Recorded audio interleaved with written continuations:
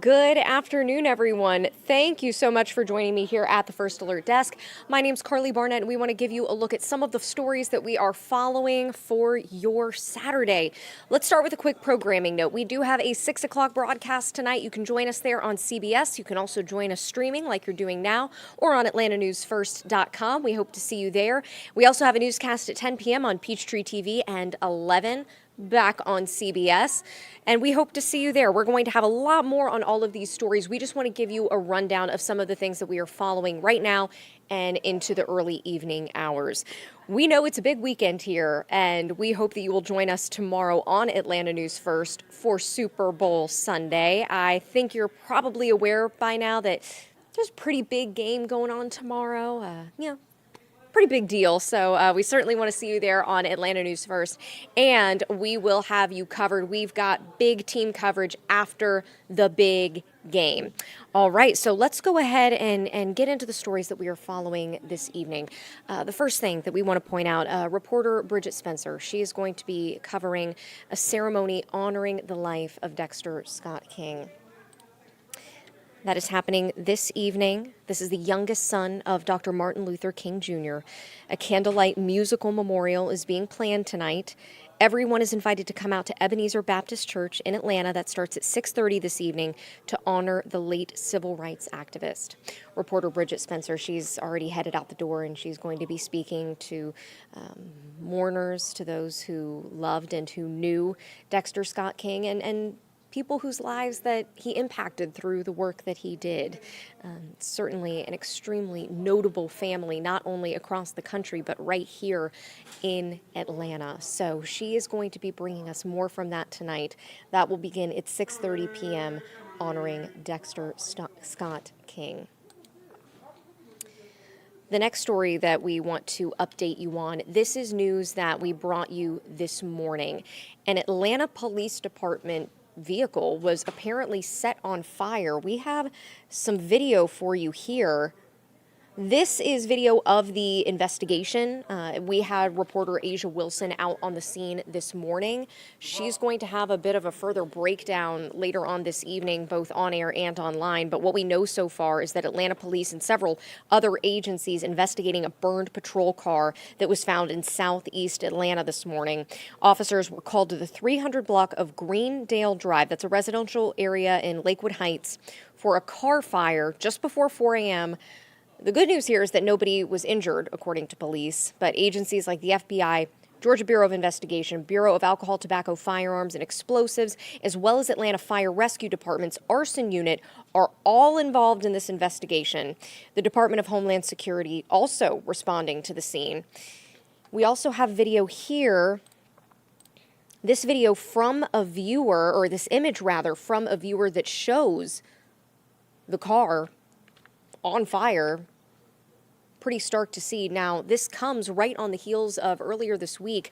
You'll remember that the Atlanta Police Department, Atlanta Fire Rescue Department, as well as other city officials, the mayor of Atlanta gathering to talk about an arrest made in connection to protests connected to the Atlanta Public Safety Training Center. You will remember it was last year that 8 Atlanta police motorcycles were found on fire. Police made an arrest in that case. John Robert Mazurek, 30 years old, that's what they announced this week. At this point, this person has been charged with arson. We don't know who this has been tied to at any point. At this point, police have made no guesses as far as who could be responsible, but just to remind you that this was something else that happened this week as far as its separate arson investigation. So we're told this investigation is ongoing. They're going to be looking into who may have started this fire and why. But again, multiple agencies, after somebody saw those images and called 911, and certainly very timely, like we said, just 2 days after Atlanta police announcing arson arrest in connection to protests against the training center. Still unclear what the circumstances of this fire were, but we know it happened early this morning and that police are still looking into any leads. And if you have any information, Atlanta police are urging you to reach out. In fact, it was back in December that APD announced a $200,000 reward for anyone who could provide information leading to the identification, arrest, and conviction of arson suspects. So we will continue to keep you updated on this both on air and online. That is an example of a story that we've been following since this morning. Asia Wilson will have more on that later this evening. Now, this next story is something that I've been working on actually for a little while, and I know it's affected my family personally, maybe it's affected your family personally, but finding senior care resources, specifically here in Metro Atlanta.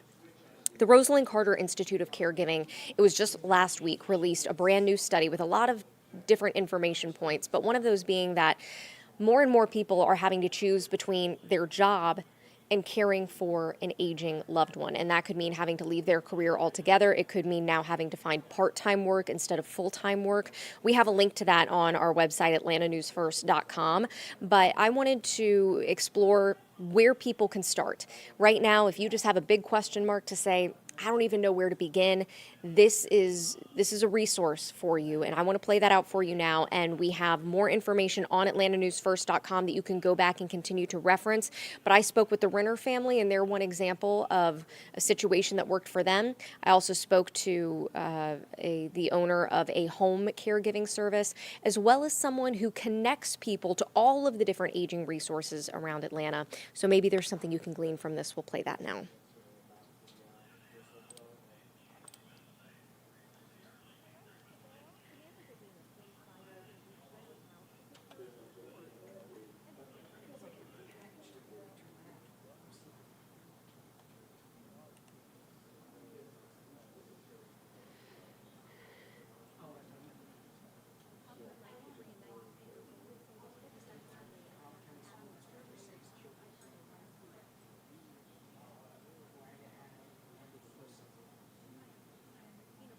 Executive Director of Seniors Helping Seniors, which facilitates at-home caregiving. I would say that if your family member is starting to get depressed or withdrawn, if they're getting a little bit slower to move around and do the things that they used to could do, or if they're starting to forget things, I think these are all signs that you might want to have those conversations. According to the U.S. Census Bureau, in 6 years from now, when all baby boomers will be over 65, older Americans will make up 21% of the population, up from 15% now.